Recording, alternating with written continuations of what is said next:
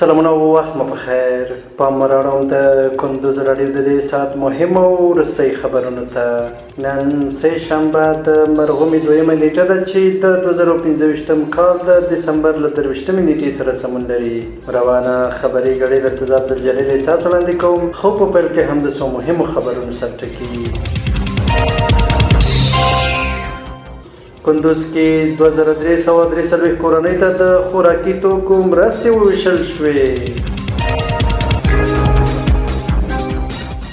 په بغلان کې د غوري سمو د تولید څو برابره لوړ شوی.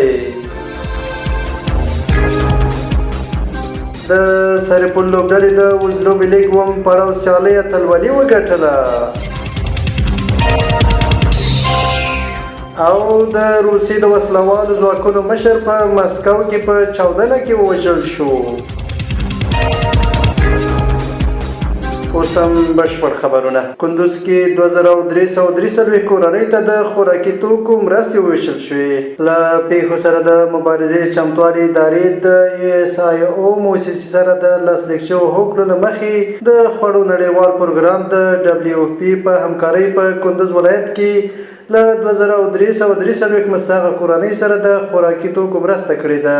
له پیښو سره د مبارزې چمتووالي ادارې د یوې خبرپاڼې په خپرولو سره ویلي دغه مرستې د کندوز په اقتاش او ولیاباد ولسوالۍ کې پر مستحقه کورنۍ ویشل شوي. بغلان کې د غوري سمنټو تولید څو برابره زیات شوی. د ملي پراختیا شرکت ویلي چې په بغلان کې د غوري سمنټو فابریکه پخوا په ورځ کې تر شاوخوا 150 ټنه تولید درلود، خو اوس په ورځ کې تر 200 ټنه تولید لري. د دغه شرکت ویان نبی ارغندیوال ویلي پخوا د غوري سمنټ فابریکو تولیدي چارې د یو شمېر ستونزو له امله درېدلې وي او یا هم په ورځ کې تر 150 ټنه تولید درلود. خو کله چې د یادو فابریکو چارې ملي پراختیا شرکت ته وسپارل شوې نو اوس د ورځنی تولید کچه تر 200 ته رسیږي. نوموړي ویلي د دغو فابریکو د درېیمې نوې فابریکې فعالیت سره به په ورځنی ډول د سمنټو تولید 50,000 ټنو ته ورسیږي.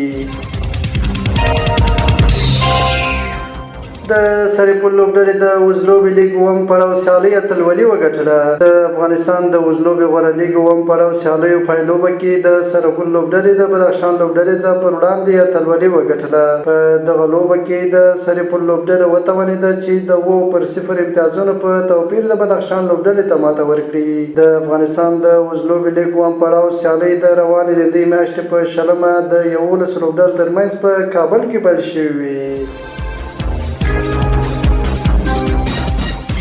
او وروستۍ خبر دا چې د روسیې د وسلوالو ځواکونو مشر په مسکو کې په چاودنه کې ووژل شو. روسیې رسنۍ ویلي چې د دغه هیواد د وسلوالو ځواکونو د عملیاتي روزنې عمومي مشر جنرال فاندل سروروف نن سهار په مسکو کې په یو چاودنه کې ووژل شو. د راپور له مخې بم په یو موټر کې ځای پر ځای شوی و. ټاس خبري اژانس د دغه هیواد د څېړنیزې کمیټې په حواله اوکراین د دغه چاودنې په تنظیمولو تورن کړی. دا د دې مهال مهمو روسي خبرونه تر بیا ښه وختونه لوی الله ومل شه.